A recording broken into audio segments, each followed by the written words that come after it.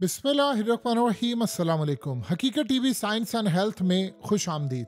Israel के दिन कितने बुरे जा रहे हैं, आप यहाँ से अंदाज़ा करें कि आज का दिन जितने भी बुरे दिन गुजरे हैं उन दिनों में, यानी सबसे बुरे दिनों में से एक दिन था लिबनान के अंदर। आज इसराइल के साथ जो हुआ है, आप उसका अंदाज़ा नहीं लगा सकते कि चार इनके मरकावा टैंक्स उन पर डायरेक्टली मिसाइल मारे गए हैं और इनमें जितने भी फौजी थे उनमें से बचा कोई भी नहीं है।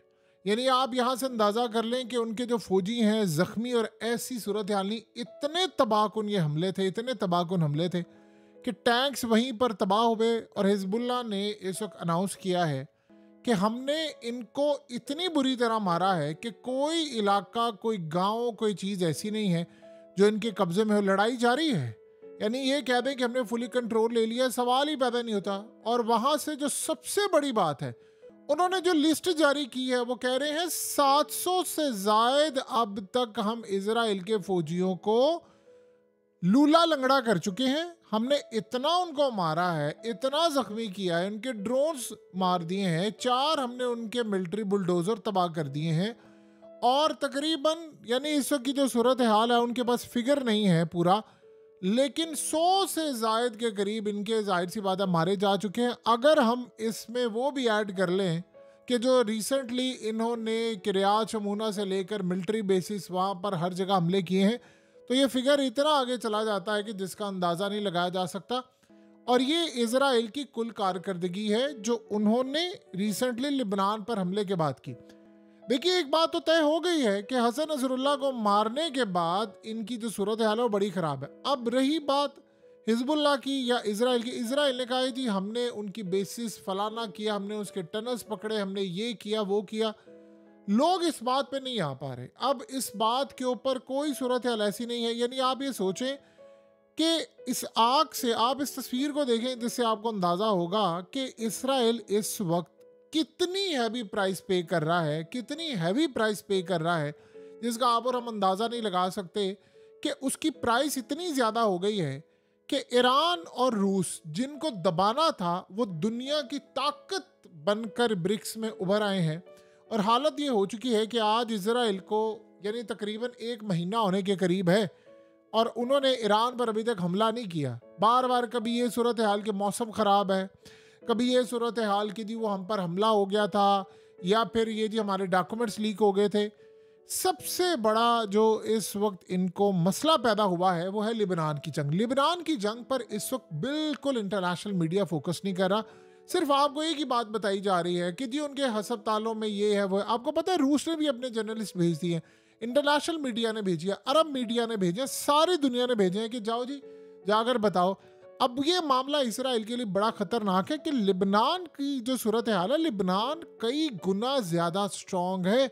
हमास उनके मुकाबले में कुछ भी नहीं है। उसके बावजूद देखिए इसराइल, आप जाए वहां पर जेट से हमला करें। अब सोचे इन्होंने कल जो ड्रोन गिराया है, अब ड्रोन गिराया है और इजराइल का ड्रोन गिराया, अब उनके पास वो टेक्नोलॉजी आ गई है। तो अब अगला मरहला जो उनके पास आ रहा है, उन्होंने पूरी तरह इनकी जो फौजें हैं उनको धकेला हुआ है पीछे। और ये इजराइल के लिए सबसे बड़ा मसला पैदा हो गया कि फौजी अब उनके जिंदा नहीं बच रहे, और बहुत सारी फौज के अंदर जो लोग हैं वो जाने से इनकार कर रहे हैं। आप बताइए कि आपके ट्रेंड लोग जो हैं वो तकरीबन 800-900, ये छोटा फिगर नहीं होता। आप उनकी ट्रेनिंग करते हैं, आप उन पर पैसा लगाते हैं, आपने उनको तैयार किया होता है इस दिन के लिए आपने जंग लड़नी है। तो इनकी तो सूरत हाल इतनी खतरनाक हो गई है कि आप सोचें कि वो तो वहां पर कदम रखते हैं, वो उनके टैंक छुड़ा देते हैं। और अब सीन ये है, सीधा गाइडेड मिसाइल मारते हैं, सीधा गाइडेड मिसाइल मारते हैं, और वहां पर बचता कोई नहीं है। और सूरत हाल यहाँ पर यह है कि खाली यहाँ तक लड़ाई चले होती तो समझ भी आती। उसके बाद वो नॉर्दर्न इजराइल जो बॉर्डर के करीब है लिबनान के, वहां पर ड्रोन्स मार रहे हैं, वहां पर आप देखिए आग लगाई हुई है, मिसाइल मार रहे हैं। वो 2 तरह की जंग लड़े हैं, जो उनके पास है वो लड़े हैं। और अगला मरहला ये है कि थोड़ी थोड़ी देर बाद वो ऐसे ड्रोन्स और चीजें मारते रहते हैं कि नेतन्याहू के घर पे लग गया, आर्मी चीफ को लग गया, फलाना लग गया। लिबनान जंग इनके लिए बहुत, जिस पर सबसे कम डिस्कस हो रहा है, लेकिन वो जंग सबसे पहले इनके गले पड़ी हुई है। देखिए, सबसे बढ़कर बात यह है कि इजराइल ने अल जजीरा के कई सहाफ़ियों को धमकी दी है 6 कि भाई हमने तुम्हें छोड़ना नहीं है, यानी उनको मारने की धमकी दी है। अब मसला क्या हुआ है, वो कर क्या रहे हैं? वो कर सिर्फ इतना ये रहे हैं कि ये लोग लिबनान की जंग के बारे में बता रहे हैं और वो कह रहे हैं कि लिबनान के अंदर इसराइल की तबाही हो रही है।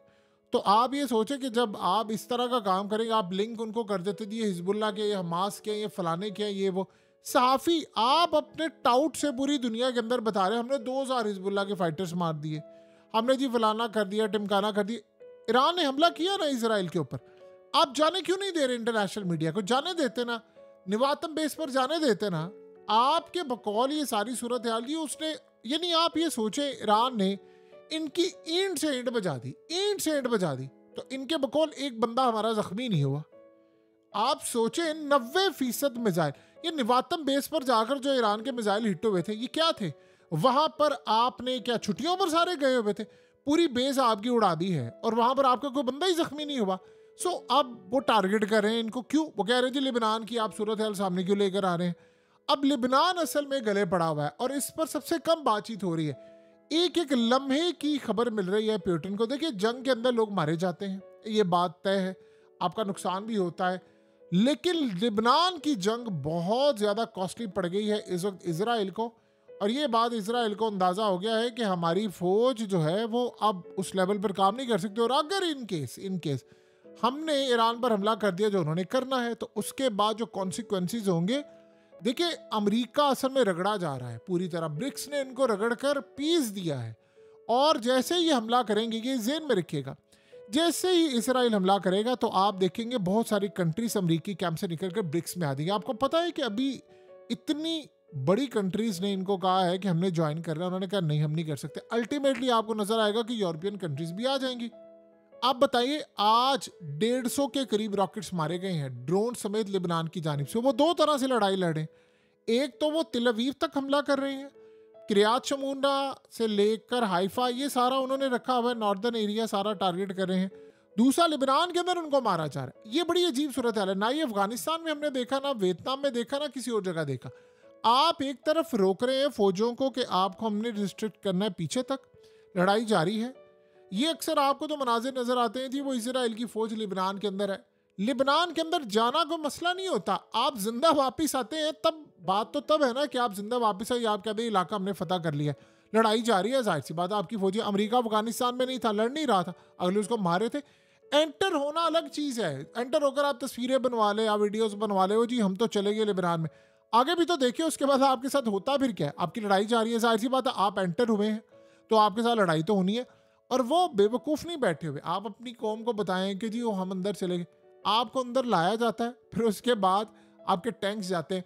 बताएं इजराइल को कब आखिरी दफ़ा ज़रूरत पड़ी? तारीख उठाकर देख लें, इन्होंने कभी ज़िंदगी में इनके जो मरकावा टैंक्स थे उसके लिए टेंडर जारी नहीं किया। अब मरकावा टैंक जो तबाह हो जाते हैं उसके लिए टेंडर जारी किया है कि भाई आए इसको रिपेयर करें, क्योंकि हमारे पास टैंक्स ख़त्म हो रहे हैं, मिसाइल ख़त्म हो रहे हैं। अब ये आपने गौर किया, आज 150 के करीब रॉकेट्स और ड्रोन मारे गए, तबाही हुई है इसराइल में। और ये जो अक्सर अब आ रहा है ये सामने, ये आपकी स्क्रीन पर मनाजिर भी चल रहे हैं, आग लगी है, ये जो छोटे छोटे इवेंट्स होते हैं ये ज़्यादा नुकसानदेह होते हैं, क्योंकि इनको आप आम रूटीन में ज़िंदगी का हिस्सा बना लेते हैं। आप कहते हैं यार तो रोज़ ही हो रहा है, लेकिन उसको रोकने के लिए जो इसराइल मिसाइल यूज़ करे उनके पास शॉर्टेज हो गई है। अब यही तो सूरत हाल है कि यूक्रेन ने अब देखिए क्या प्रपोजल दिया, उन्होंने कहा जी हम बैठकर बातचीत करने को तैयार। उनको नज़र आ गया है कि यार ये तो जंग नहीं हम जीत सकते, क्योंकि अमेरिका ने कहा है कि जी अब वो हथियार जाएंगे उधर, यूरोप ने कहा है कि जी हमने इसराइल को हथियार नहीं देने, काफ़ी कंट्रीज़ ने। अब वो सारे लिबनान उनके खर्च करवाई जा रहा है, ऊपर से वो मिसाइल मार रहे हैं। आप सोचें कि आपने मिसाइल की सिंपल सी मिसाल है, आपने 1 रुपये वाला मिसाइल मारा, इजराइल ने उसके बदले में जो मिसाइल मारना है वो 100 रुपये वाला है, तो आप जंग की कॉस्ट का अंदाज़ा लगा सकते हैं कि किस लेवल पर है। अब ये वजह है कि उन्होंने तैयारी करके रखी थी। देखिए लीडर मर जाना और जंग ख़त्म हो जाना, आपने हसन नसरुल्लाह को मार दिया, सारी टॉप की लीडरशिप ख़त्म कर दी। ये तहरीकें ऐसे नहीं आपकी टूटती, और अगलों ने फिर कहा कि ठीक है हम बदला लेंगे। अब इनको ये बात समझ आ रही है कि अगर हसन नसरुल्लाह जिंदा होता तो वो काफ़ी हद तक रिलेक्टेड होता, आज हमला करना, आज नहीं करना, फलाना करना, ये नहीं करना। अब सूरत हाल ये है कि वो आज़ाद हो गए हैं सारे, तो कह रहे जी अब तो हमने छोड़ना ही नहीं। ऊपर से लीडरशिप कोई बताने के लिए उनके पास नहीं, उन्होंने जो ट्रेनिंग ली हुई थी वो उसके मुताबिक मार रहे हैं, और वो मारते जा रहे हैं, मारते जा रहे हैं, और इजराइल इस वक्त बैकफुट पर चला गया है। ये जो वो कह रहे हैं कि जी हमने अभी रिस्पॉन्स डिले कर दिया है, फलाना कर दिया है, ये असल में ब्रिक्स की वजह से। ब्रिक्स के अंदर जो सूरत हाल पैदा हो गई है, रूस ने बड़ा फ्रंट से लीड किया है। देखिए, रूस के अंदर जो लीडरशिप है पुतिन की, उस बंदे का दिमाग बहुत ज़्यादा आगे है।